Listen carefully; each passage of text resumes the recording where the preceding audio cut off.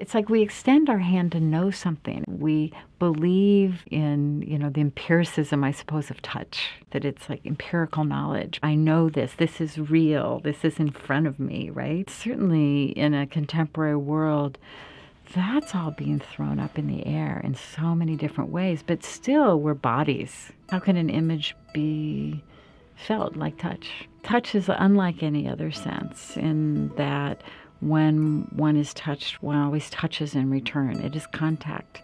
It's some sort of form of exchange. The project in Austin began with a material that is a rubber plastic membrane that is a little bit cloudy. You put your hand up to it, you can see your fingertips in focus, but everything else goes soft because it's away from the surface. The quality of that material really intrigued me because it makes, in many ways, touch visible. How can a photographic image make touch present to experience and become a felt thing? And how in turn does that become a form of recognition? That's the questions that guide the work and that respond to this materiality. So one form is that there are a selection of images that will be in the threshold of the main administration building on the Dell campus. Another series will be at the threshold in the research building. What's interesting to me about the enamel process is the 4 colors that make up the image are printed and then a layer of glass is baked over. And so it has a kind of depth to it that's different from a more conventional photographic print. And they have a permanence. And then there's a much more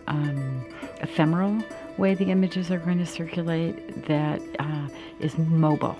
So we're making a 900-page book that is printed on newsprint. They pass hand to hand. So it's thick like an old-fashioned phone book, and it has an image of everyone who was photographed. It's important to me that it be something that you hold in your lap, something that can be given away, and it has no words. It's just image after image. And then it's going to be accompanied by a newspaper. I've asked writers to respond to elements or qualities of the work that the work touches upon: care, recognition, empathy, gesture, language, touch, but not to write about the project, giving you, touching you in the way that words can. In a way that I didn't even understand when we started. The fact that you can't see through it removes the camera and replaces the camera with voice. And hearing is how we touch at a distance. There's dignity and there's respect and there's exchange and there's this implicit trust.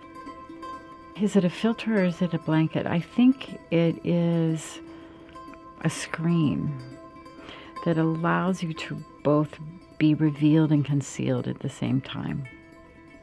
In public, we can put on so many armors of self-presentation, needing or wanting to be seen in certain ways. When we take many of those off, I think we meet our commonness, another kind of deep humanity that we all share.